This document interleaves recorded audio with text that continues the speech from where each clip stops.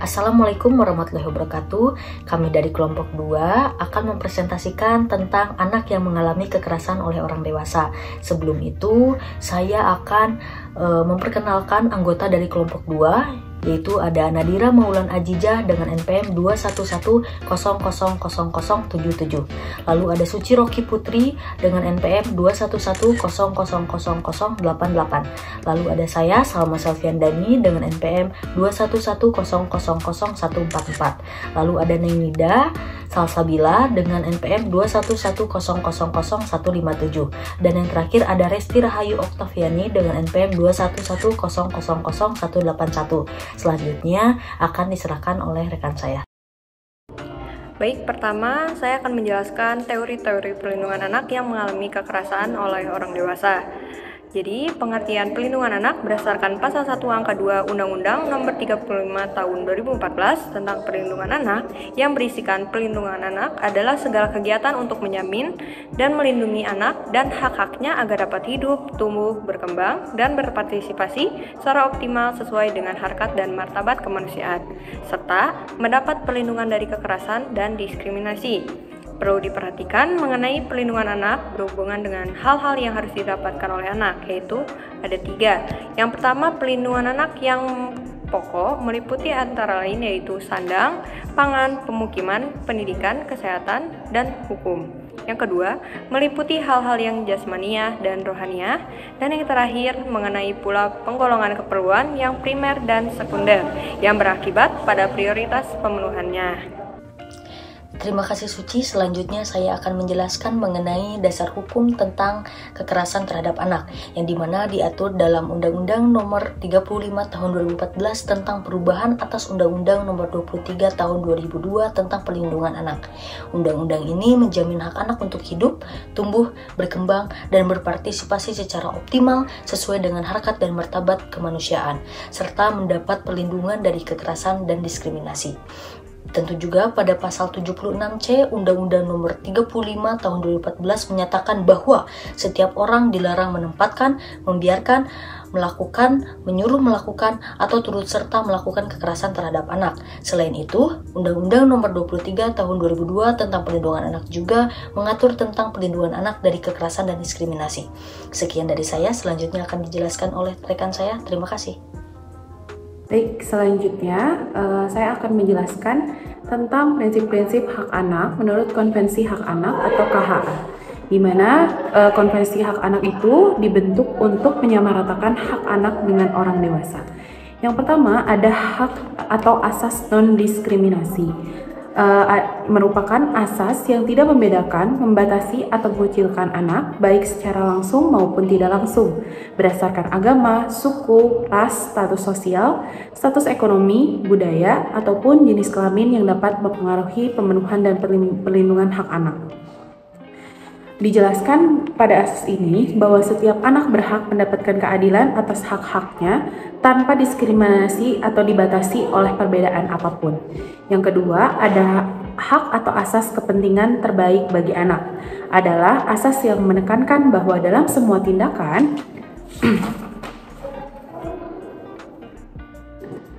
tindakan yang berkaitan dengan anak yang dilakukan oleh pemerintah, masyarakat, ataupun badan legislatif dan yudikatif, kepentingan yang terbaik bagi anak harus menjadi pertimbangan yang utama. Dikatakan dalam asas ini bahwa dalam setiap pembatasan atau pembuatan kebijakan yang berkaitan dengan anak, maka anak-anak harus dilibatkan. Yang ketiga, ada asas atau hak untuk hidup, kelangsungan hidup, dan perkembangan. Adalah asas yang menekankan bahwa setiap anak mempunyai hak untuk hidup dengan aman, tentram, damai, sejahtera lahir dan batin, serta berhak atas pemenuhan kebutuhan dasarnya untuk tumbuh dan berkembang secara layak, dan hak untuk mencapai standar hidup yang layak bagi perkembangan fisik, mental, spiritual, moral, dan sosial anak yang harus dipenuhi oleh pihak-pihak yang memiliki kewajiban dalam undang-undang, yaitu orang tua, masyarakat, dan pemerintah. Selanjutnya ada asas atau hak penghargaan terhadap pandangan atau pendapat anak atas penghargaan terhadap pandangan atau pendapat anak. Merupakan asas yang memberikan hak kepada anak untuk menyatakan pendapat dalam segala hal yang mempengaruhi anak, meliputi pertama, hak untuk berpendapat atau memperoleh pertimbangan atas pendapatnya. Yang kedua, hak untuk mendapat atau mengetahui informasi serta untuk mengekspresikan diri. Yang ketiga, hak untuk berserikat, menjalin sesuatu yang layak dan terlindungi dari informasi yang tidak sehat. Itu dia prinsip-prinsip atau hak-hak anak yang ada di dalam Konvensi Hak Anak. Prinsip-prinsip perlindungan hukum pidana terhadap anak juga tercermin di dalam pasal 37 dan pasal 40 Konvensi Hak Anak yang disahkan dengan keputusan Presiden nomor 36 tahun 1990. Sekian dari saya, mungkin bisa dilanjutkan oleh teman saya yang lain. Terima kasih. Selanjutnya, jenis-jenis kekerasan yang dialami oleh anak. Yang pertama, ada kekerasan fisik. Kekerasan fisik adalah tindakan kekerasan yang melibatkan penggunaan kekuatan fisik untuk menyakiti atau merugikan anak. Contohnya, memukul, menendang, dan sebagainya. Yang kedua, ada kekerasan psikologis. Kekerasan psikologis adalah tindakan kekerasan yang melibatkan penggunaan kata-kata atau perilaku yang merendahkan, mengintimidasi anak. Contohnya, mengucilkan anak dari temannya, atau mengancam untuk meninggalkan anak. Yang ketiga, kekerasan seksual. Kekerasan seksual adalah tindakan kekerasan yang melibatkan penggunaan seksualitas untuk menyakiti atau merugikan anak. Contohnya, pemerkosaan, pelecehan seksual, dan eksploitasi seksual. Yang keempat, ada pengabaian. Pengabaian adalah tindakan kekerasan yang melibatkan ketidakpedulian terhadap kebutuhan dasar anak seperti makan, pakaian, tempat tinggal, dan perawatan medis. Pengabaian juga dapat terjadi ketika seorang dewasa tidak memberikan perhatian dan kasih sayang cukup pada anaknya. Selanjutnya, penjelasan akan dilanjutkan oleh teman saya. Di sini saya akan menjelaskan mengenai dampak kekerasan pada anak. Dampak jangka panjang yang mungkin dialami oleh anak korban kekerasan. Yang pertama yaitu depresi.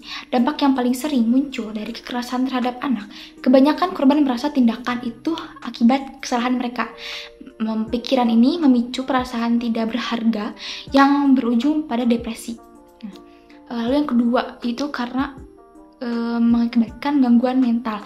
Anak yang menjadi korban kekerasan dapat merasa cemas terus-menerus dan tidak percaya baik pada dirinya sendiri ataupun lingkungan sekitarnya. Perasaan negatif ini bahkan terus menghantui mereka hingga mereka beranjak dewasa. Yang ketiga yaitu gangguan belajar. Anak korban kekerasan dapat mengalami kesulitan dalam belajar dan mengajar pendidikan mereka karena mereka akan tidak fokus. Yang keempat yaitu penyalahgunaan zat. Anak korban kekerasan lebih rentan untuk menggunakan obat-obatan terlarang atau alkohol sebagai cara untuk mengatasi rasa sakit atau trauma yang mereka alami. Yang kelima yaitu masalah kesehatan fisik. Anak korban kekerasan lebih rentan terhadap masalah kesehatan seperti penyakit jantung, gangguan kekebalan tubuh, penyakit paru-paru, dan kanker, bahkan yang lainnya. Baik, yang selanjutnya yaitu penanggulangan kekerasan. Untuk menanggulangi kekerasan terhadap anak, pemerintah telah melakukan upaya dengan membuat peraturan perundang-undangan dan banyak organisasi. Peraturan pertama dari ratifikasi dari Konvensi Hak Anak menjadi keputusan Presiden nomor 36 tahun 1990. Peraturan terbaru adalah Perpu nomor 1 tahun 2016 tentang perubahan kedua atas Undang-Undang nomor 23 tahun 2002 tentang perlindungan anak. Dalam bidang pendidikan, Kementerian Pendidikan dan Kebudayaan mengeluarkan Permendikbud nomor 82 tahun 2015 tentang penanggulangan dan pencegahan kekerasan di lingkungan pendidikan. Selain itu, organisasi dan aktivis yang aktif dalam memperjuangkan perlindungan anak antara lain Komite Perlindungan Anak Indonesia atau kita sudah ketahui itu disebut dengan KPAI dan Komite Nasional Perlindungan Anak. Lalu strategi nasional lain yang dituangkan dalam dokumen yang bermuatan arah kebijakan, strategi, dan intervensi utama serta tujuan, peran, dan tanggung jawab terhadap pemerintah daerah maupun provinsi, kabupaten, kota, daerah, kecamatan, masyarakat untuk menghapus kekerasan terhadap anak. Beberapa upaya penghapusan kekerasan terhadap anak antara lain yaitu yang satu, memperkuat norma dan nilai-nilai sosial tanpa kekerasan. Yang kedua, menciptakan lingkungan yang aman. Yang ketiga, meningkatkan kualitas layanan dan ketersediaan dukungan bagi orang tua dan pengasuh. Yang keempat, pemberdayaan ekonomi keluarga rentan. Yang kelima, yang terakhir yaitu ketersediaan dan akses terhadap pelayanan terintegrasi. Sekian presentasi dari kelompok 2. Maaf bila ada kesalahan kata. Wassalamualaikum warahmatullahi wabarakatuh.